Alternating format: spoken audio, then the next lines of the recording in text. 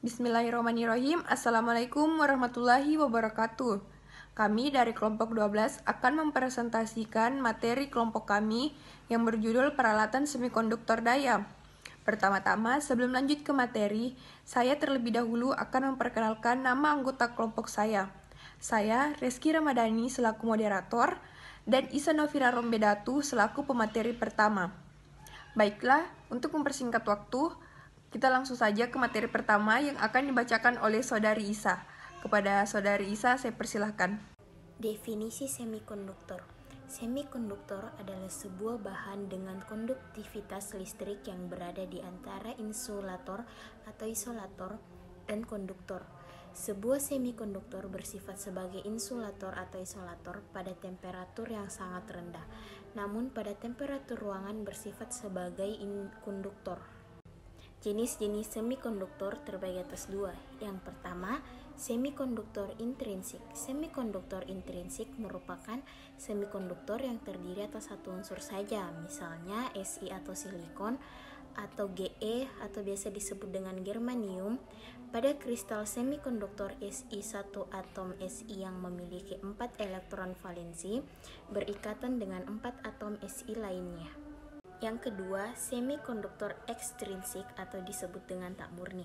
Semikonduktor ekstrinsik adalah semikonduktor yang sudah dimasukkan sedikit ketidakmurnian atau doping atau pengotoran dari luar.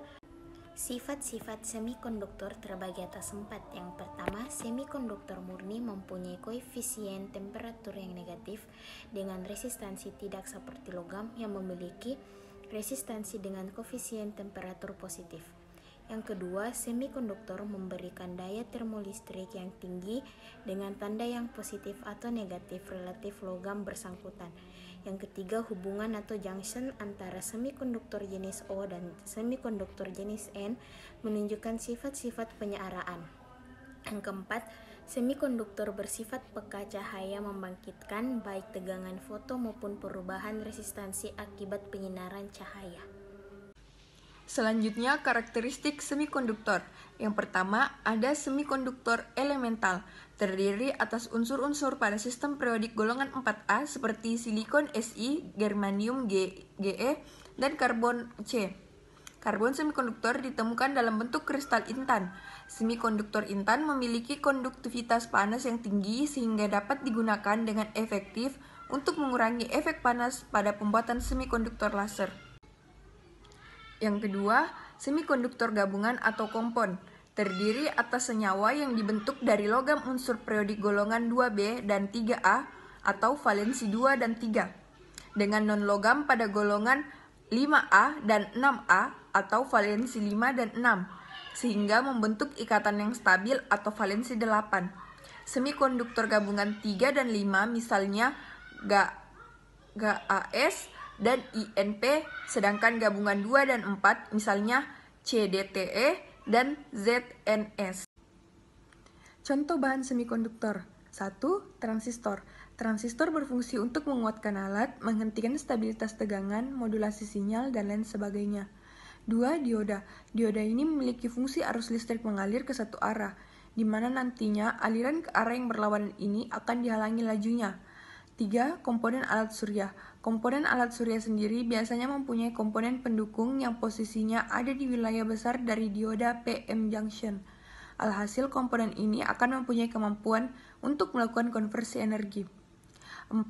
Alat mikroprosesor. Alat mikroprosesor ini dengan sirkuit yang terintegrasi pada semikonduktor, bahannya sendiri terbuat dari transistor mini dan sirkuit lain.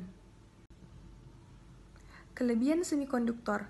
Perangkat semikonduktor tidak mempunyai filamen. Daya tidak dibutuhkan lagi karena adanya emisi elektron. Jika sirkuit dinyalakan, maka akan langsung dapat beroperasi. Semikonduktor sendiri sebenarnya tidak mempunyai komponen mekanis. Selain itu, komponen semikonduktor juga tidak bisa memproduksi suara ataupun dengung.